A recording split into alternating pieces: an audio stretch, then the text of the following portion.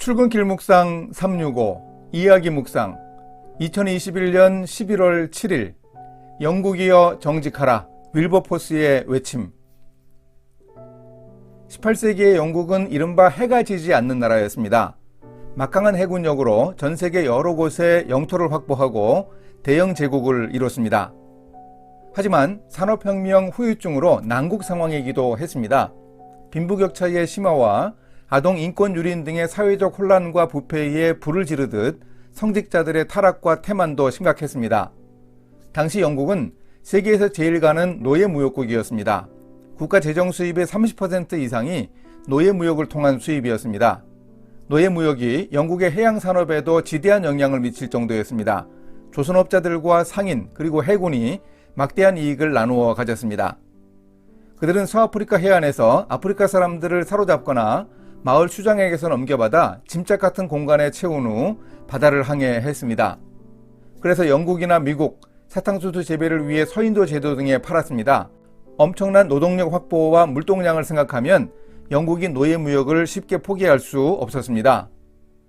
윌리엄 윌버포스는 21살에 하원 의원이 된 후 동시대의 사람들과 비슷한 삶을 살았으나 25살에 하나님을 인격적으로 만나 회심했습니다. 이후 노예제도가 하나님이 원하시는 것이 아님을 성경을 통해 깨달았습니다.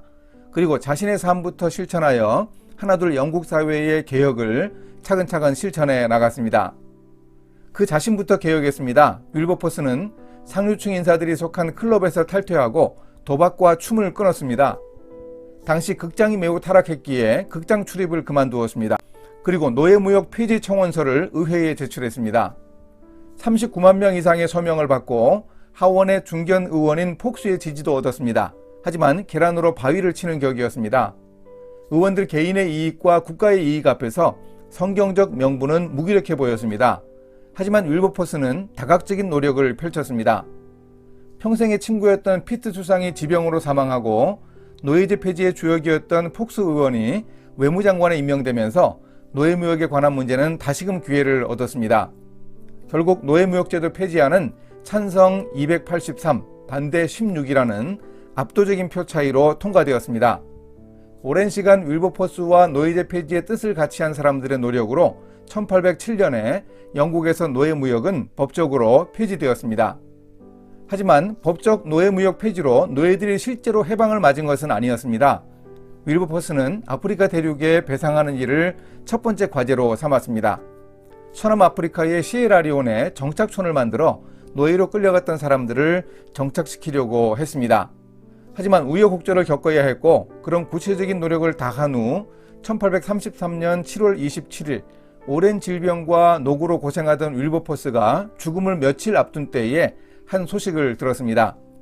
의회가 대영 제국에 있는 모든 노예를 1년 안에 해방시키라는 법령을 포고했다는 소식이 들렸습니다. 노예 주인들이 보상비로 총 2천만 파운드를 국가로부터 보상받게 되면서 노예제도 폐지가 구체화되고 완결된다는 반가운 소식을 들었습니다. 사흘 후 이런 기쁜 일에 대해 감사하는 유언을 남긴 윌버포스는 파란만한 인생을 마감하고 하나님의 품에 안겼습니다.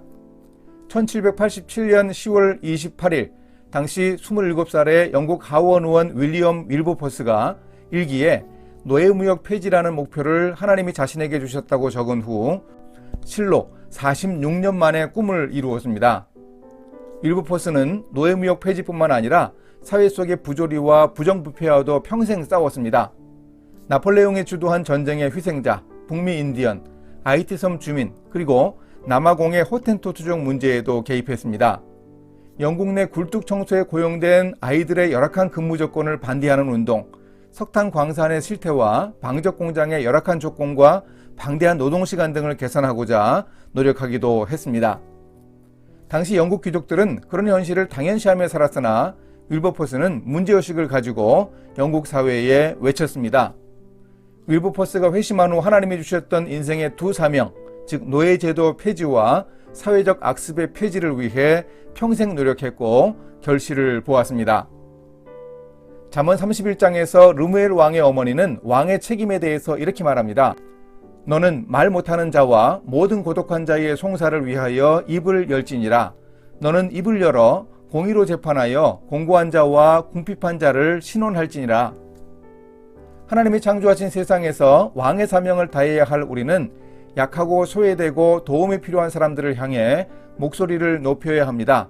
영국 사회를 향해 정직하라고 고독하게 외친 윌리엄 윌버포스가 바로 그 사명을 다하고 있습니다. 함께 기도하십니다. 하나님 아버지, 바벨론 궁궐에서 다니엘이 그랬던 것처럼 18세기 영국 의회에서 윌리엄 윌버포스가 자신의 직업 분야에서 바람직한 변화와 개혁을 추구하며 하나님의 뜻을 실현했습니다. 오늘 저도 세상과 일터에서 하나님이 주신 소명을 이루어 하나님의 나라를 실현하는 일에 힘쓸 수 있도록 인도해 주소서. 예수님의 이름으로 기도합니다. 아멘.